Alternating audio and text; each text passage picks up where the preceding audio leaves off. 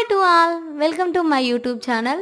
So బయట weather వచ్చేసి కూల్గా చిన్నగా వర్షం పడుతుంది కదండి. సో ఇలాంటి టైంలోనే క్రిస్పీగా స్పైసీగా ఏమైనా తినాలనిపిస్తూ ఉంటాయి కదా. సో అలాంటి ఫుడ్ క్రేవింగ్స్ని ఇంట్లోనే సాటిస్ఫై చేసుకునేలా ఒక చిన్న రెసిపీని చెప్తున్నాను. సో వీడియో నచ్చితే like, share and subscribe my YouTube channel అండి. అండ్ ఫస్ట్ ఈ రెసిపీలోకి వెళ్ళినట్లయితే ఏంటి అని అంటే, ఒక tomato, onion and green chillies మనం తీసుకునేటువంటి క్వాంటిటీని బేస్ చేసుకొని తీసుకోవాల్సి ఉంటుందండి.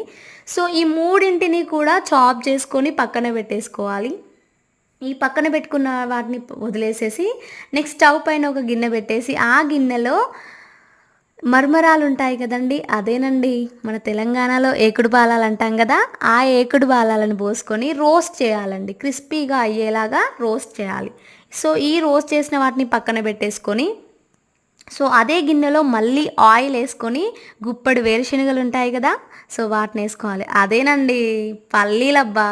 సో పల్లీల్ని వేసుకొని మంచిగా రోస్ట్ అయ్యాక ఆ రోస్ట్ అయిన వాటిలోనే మన గ్రీన్ చిల్లీస్ ఉంటాయి కదండి. సో గ్రీన్ చిల్లీస్ మనం ఆల్రెడీ చాప్ చేసుకున్నాం కదా. సో ఆ గ్రీన్ చిల్లీస్ని వేసేసి మనము మంచిగా రోస్ట్ చేసుకోవాలి. ఎందుకోసం అంటే గ్రీన్ చిల్లీ డైరెక్ట్గా మన నాలుకకి తగిలిందంటే ఆ కారం తట్టుకోలేమబ్బా.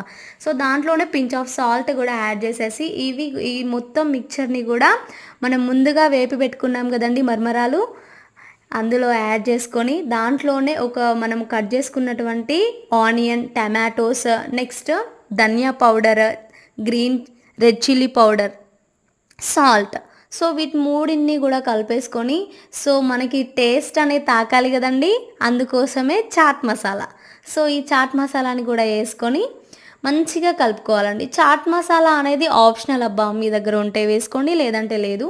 సో మంచిగా కలిపేసుకున్న తర్వాత దాంట్లో లెమన్ పిండుకోవాలండి. లెమన్ పిండుకొని కానీ వాటిని కలిపేసుకొని మిక్చర్ వేసుకొని తింటే ఉంటుందబ్బా.